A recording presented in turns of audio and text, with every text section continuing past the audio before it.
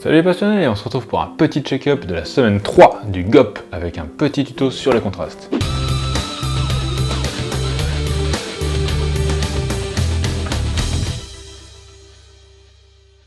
Encore une semaine mouvementée, vous avez vraiment tous pris du niveau, c'est vraiment bien.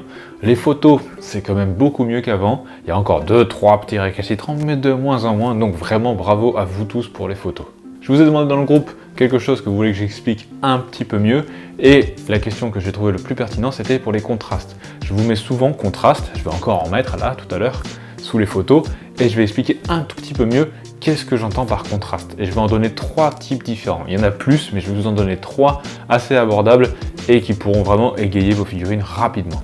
On va commencer du coup par le contraste de lumière. Donc ça, je l'avais déjà expliqué, on va le redéfinir bien. C'est quand vous avez des ombres vraiment fortes et des lumières, en tout cas des teintes qui sont plus éclaircies.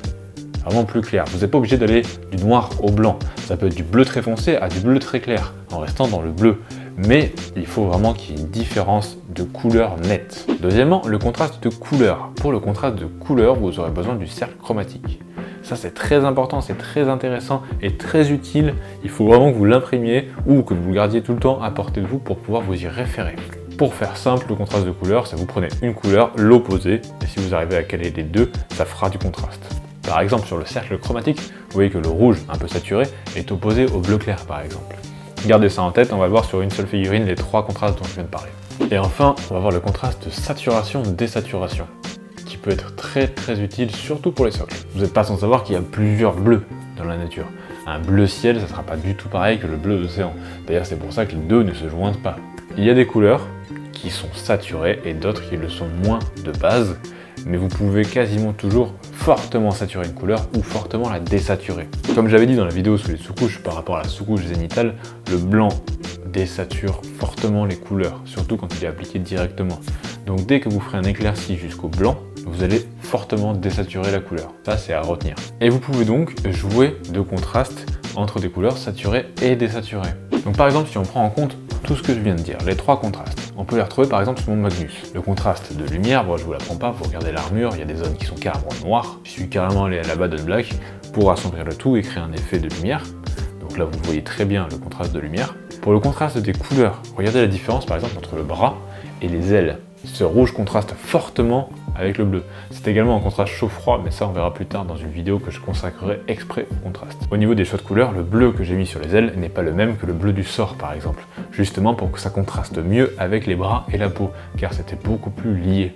Et on voit d'ailleurs du coup le contraste désaturé, par exemple le bleu des ailes et le bleu du sort sont pas de la même saturation. Le bleu du sort a eu quelques éclaircies de blanc par-ci par-là et l'a donc fortement désaturé. Entre ça et le pagne blanc directement blanc, vous voyez un contraste de saturation qui se crée entre tout ça. De même, le socle n'est pas très saturé, alors que Magnus en lui-même est très saturé. Je l'ai voulu très saturé pour qu'il ressorte sur la table, et du coup le socle devait être un peu désaturé pour le différencier et le contraster du socle. C'est pour ça qu'il y a aussi de la neige, que le bras du Dreadnought n'est vraiment pas saturé, il passe presque inaperçu, mais c'était voulu et c'est pour créer du contraste. Le contraste sert à diriger le regard en faisant ressortir d'autres zones par rapport à d'autres grâce au contraste. Un petit peu technique, mais si vous réfléchissez 5 minutes à la chose, vous allez vite comprendre et vous verrez que c'est très utile et très important de savoir bien gérer les contrastes. Voilà, c'est fini pour le contraste, on verra la semaine prochaine pour un autre petit truc. Maintenant, c'est le moment de la review de toutes vos photos, avec du coup, comme d'habitude, les 4 petits points que je mets en dessous. Cette fois, nous aurons photographie pour certains. Contraste, du coup, comme je viens de l'expliquer, vous en saurez plus pour la prochaine fois. Le soclage, parce qu'il faut vraiment pas négliger le socle. Et dilution, pour ceux qui ne diluent pas assez. Je vais donc rajouter un 5e point et changer Contrast Paint avant, qui était pour les peintures contraste trop utilisées. Là, on en a beaucoup moins qu'avant. Et je vais changer ça en harmonie. Si je mets harmonie, c'est que du coup, votre figurine manque d'harmonie et les contrastes sont soit mal gérés, soit pas assez prononcés. L'harmonie globale de la figurine qui fait ressortir un certain aspect, une immersion, et qui la rend plus réelle, plus ancrée dans le jeu. Un peu compliqué à définir, mais voilà.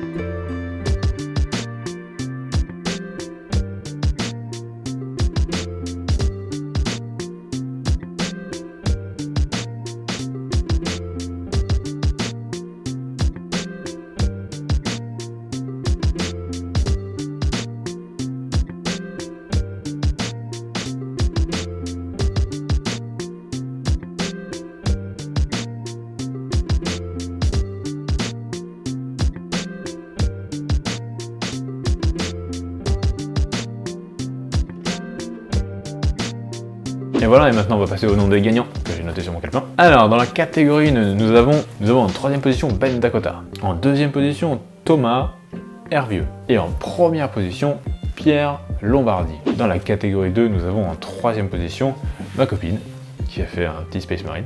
En deuxième position, Brutus la colline Clégan. Et en première position, Geoffrey Otio. Alors je tiens quand même à préciser que dans la catégorie 2, vous êtes battu vraiment ardemment, parce que le premier était à 64 likes quand j'ai regardé, le deuxième à 60, la troisième à 59 et le quatrième à 58 likes. C'était vraiment serré.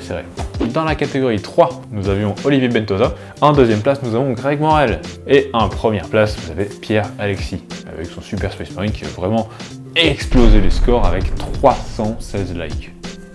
Pour l'instant, c'est le record absolu. Et voilà, vous avez du coup maintenant à l'écran qui va s'afficher toutes les lettres de tous les participants.